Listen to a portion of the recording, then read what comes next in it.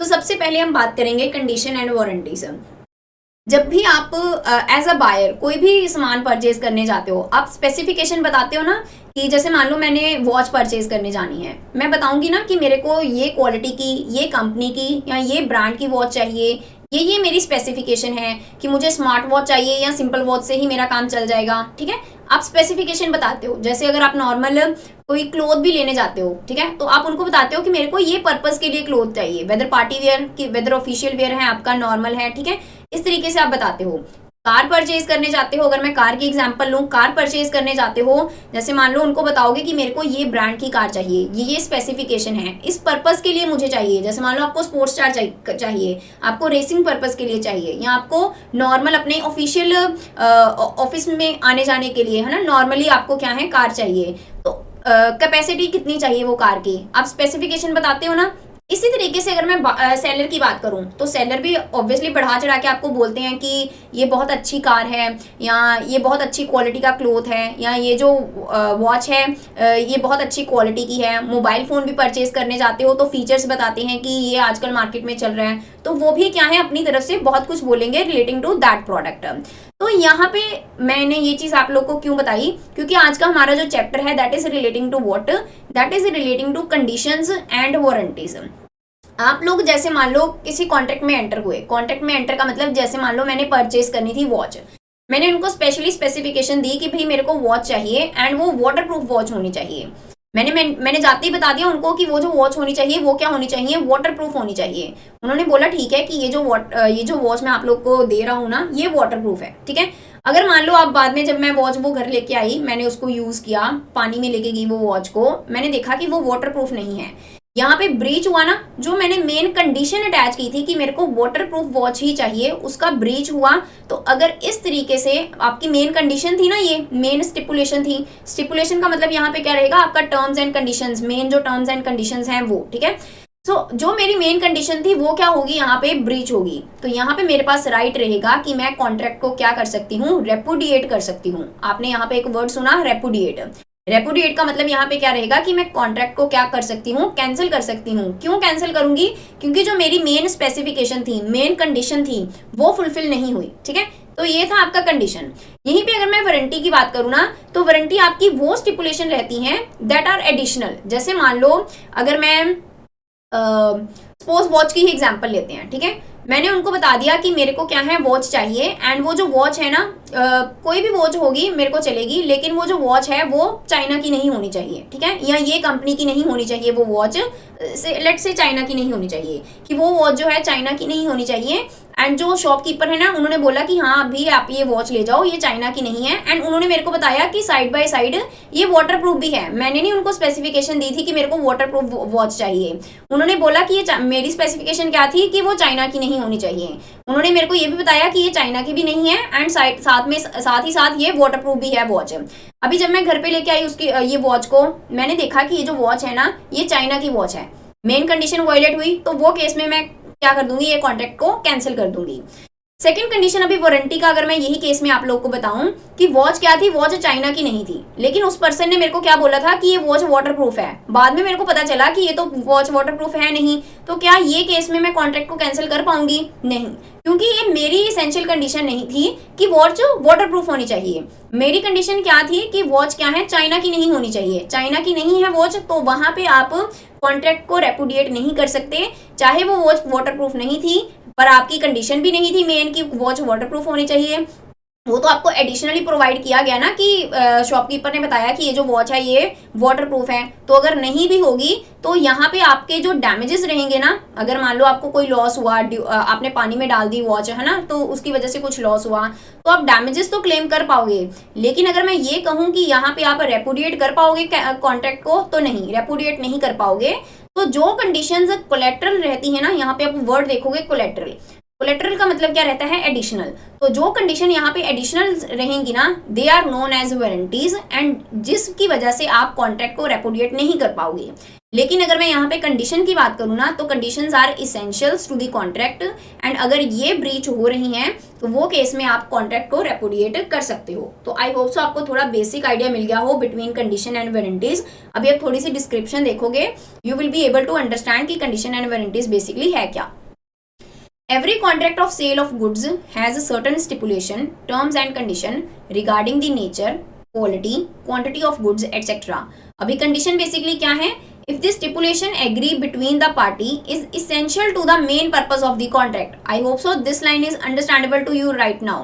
And is of such nature that if the stipulation is breach का मतलब यहाँ पे क्या रहेगा, violate या not complete। जो मैंने बोला था comply करने के लिए condition, वो comply नहीं हो रही, then the party to the agreement would have a right to treat the contract as repudiated, or you can say cancel. Then such a stipulation is known as condition. I hope so condition का meaning आप लोग को clear हो गया हो यहाँ पे। Then we will see what is warranty. Warranty is a stipulation collateral to the main purpose of the contract. The breach of stipulation give rise to claim for damage only. The party cannot reject the good and treat the contract as repudiated. I hope so दोनों में difference clear हो गया हो आपको condition and warranty के बीच में। Okay, सो अभी फिर क्वेश्चन अटेम्प्ट कीजिएगा and let me know what will be the correct answer for this question. ये क्वेश्चन का करेक्ट आंसर क्या रहेगा? Under Sale of Goods Act, if this stipulation agreed between the parties is essential to the main purpose of the contract, such stipulation is called what? Such stipulation is called condition, warranty, guarantee, implied condition. So what will be the correct answer for question first?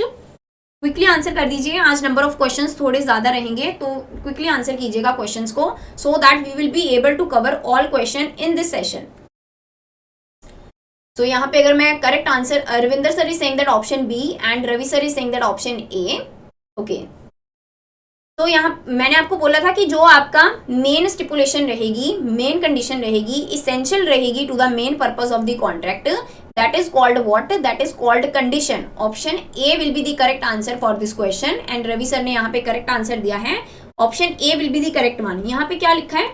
Essential to the main purpose, और जो चीज essential रहेगी to the main purpose of the contract, that is known as what? That is known as condition. So option A will be the correct answer for question first.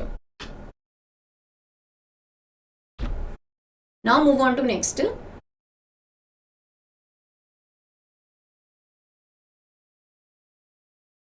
Under sale of goods act, a dash is a stipulation collateral to the main purpose of the contract. It is called condition, it is called warranty, guarantee and implied condition. So what will be the correct answer for question second? Question second का correct answer क्या रहेगा?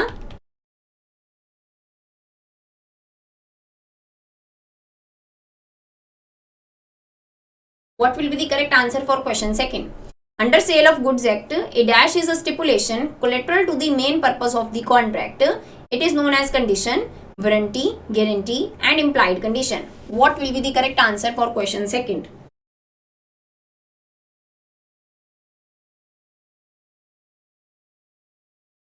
Okay, so Ravi sir is saying that option A. Sir आप remind कीजिए, first question को भी remind कीजिए and second को भी। आप दोनों के लिए एक ही चीज बोल रहे हो कि जो कोलेट्रल है to the main purpose and जो इसेंशियल है to the main purpose, that is known as condition. जी, अभी आपने करेक्ट आंसर बोला, option B will be the correct answer. जो चीज कोलेट्रल रहेगी, कोलेट्रल का मतलब क्या रहता है? एडिशनल, ठीक है। जो चीज कोलेट्रल रहेगी to the main purpose of the contract, that is known as what? That is known as warranty. So option B will be the correct answer for question second. अगर किसी का कोई डाउट है अभी भी relating to condition and warranty, let me know in the comment section. I'll try to explain in a better way so that you can clear your concept relating to condition and warranty. ठीक है, अगर clear है then we will proceed further. Okay. Under Sale of Goods Act, if the sale of goods is by description, there is an implied condition that the goods shall correspond with dash. जैसे मान लो describe करते हैं ना कि ये जो goods हैं इनमें ये क्वालिटीज हैं, ये फीचर्स हैं, ये इसके मेरिट्स हैं या ये इसके डीमेरिट्स हैं, इसके अकॉर्डिंग डिस्क्राइब किया गया एक गुड्स को। तो वो जो गुड्स हैं वो फिर किसके अकॉर्डिंग होने चाहिए, सैंपल के अकॉर्डिंग होने चाहिए, जो सैंपल दिखाया गया आपको, रिटन कॉन्ट्रैक्ट जो कॉन्ट्रैक्ट के अंदर डिस्क्रिप्शन लिख रखी है according to description, and oral agreement. So what will be the correct answer for this question. Under sale of goods act, if the sale of goods is by description, की describe करके ही वो sale की गई goods की, there is implied condition that the goods shall correspond with what. Obviously अगर sale by description है तो वो गुड्स किसके अकॉर्डिंग होनी चाहिए, जिस अकॉर्डिंग डिस्क्राइब किया गया था, डिस्क्रिप्शन के अकॉर्डिंग ही होनी चाहिए। So option C will be the correct answer for question third. I hope so आप लोगों को कल की क्लास एक्सेसिबल होगी। एलआरएबी कोर्स में आपको कल की क्लास मिल जाएगी, आई गेस कल ही अपलोड कर दी गई थी एंड आप लोगों ने देख ली हो वो क्लास, ठीक है। उसमें मैंने कॉन्ट्रैक्ट ऑफ एजेंसी एंड आपका sale of goods act cover किया है। सो अगर आपने नहीं की अभी तक वो class go through, so kindly go through that class also, ठीक है। Now move on to next. The caveat emptor means which of the following. तो एक टर्म है आपका कंडीशन एंड वारंटी में, that is known as caveat emptor. इसका मतलब क्या रहेगा, seller should recover the price before delivery, buyer should be cautious while purchasing the goods, seller should deliver the goods only after receipt of full price, buyer should make the payment only after receipt of delivery as per the quality and quantity contracted. So what will be the correct answer for this question? Caveat emptor का मतलब यहाँ पे क्या रहता है कि जब भी एक बायर ने परचेज करनी है ना गुड्स, उसने अपने आंख कान सारी चीजें खोल के, ठीक है, कि अच्छे से with the best of their knowledge, उसके बाद ही उन्होंने क्या है चीज को परचेज करना है। जैसे मान लो मैंने चेयर परचेज करनी है, मैं चेयर परचेज करने गई एंड मेरे को सामने दिख रहा है कि उसका जो कलर है वो फेंट है, या यहाँ कोई चीज है वो क्या है मिसिंग है, या ये चीज में डिफेक्ट है। इन स्पाइट ऑफ कि मेरे को दिख भी रही है वो चीज, मैं वो चीज को परचेज कर रही हूँ, तो वहां पे फॉल्ट किसका होगा, फिर बायर का होगा। तो कैविट एम्प्टर यहाँ पे क्या रहता है कि जब भी बायर ने गुड्स को परचेज करना है ना, he has to be cautious, उसने सारे प्रिकॉशन सारी चीजें देखनी है while purchasing the goods. So what will be the correct answer for question 4? This is option B. And यहाँ पे प्रकाश सर ने करेक्ट आंसर दिया है and he is saying that option B, that buyer should be cautious while purchasing the goods. So option B will be the correct answer for this question. Now move on to next.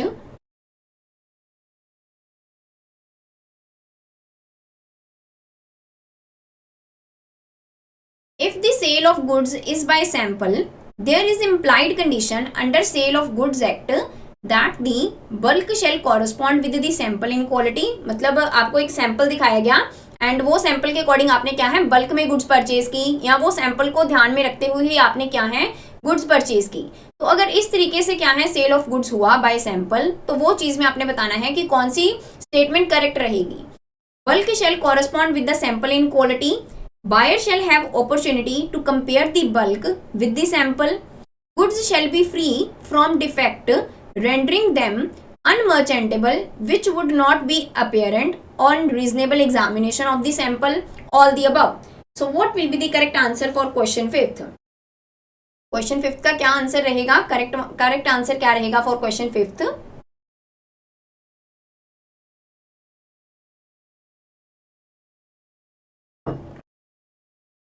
And I want to inform you that आप लोगों ने शायद देखा भी होगा application के ऊपर, that you will be able to attempt और असेस जैब मेगा टेस्ट इन 1 रुपी। आप लोगों ने देखा होगा, ठीक है। क्लास प्लस एप्लीकेशन के ऊपर आपको तीनों पेपर के, पीपीपी के, एएफबी के, एलआरएबी का मेगा मॉक टेस्ट मिलेगा फॉर 120 क्वेश्चंस, 90 मिनट्स का आई गेस एक टेस्ट है। तो आप वो टेस्ट असेस कर सकते हो bye paying ₹1। Yes, you heard it clearly and write that with by paying ₹1 you will be able to assess all the mega test of PPB, LRAB and AFB। तो आप वो मेगा टेस्ट जरूर attempt कीजिएगा, ठीक है, एक बार के लिए। तो अभी मेरे को बताइए what will be the correct answer for question 5th? Question 5th का करेक्ट आंसर क्या रहेगा?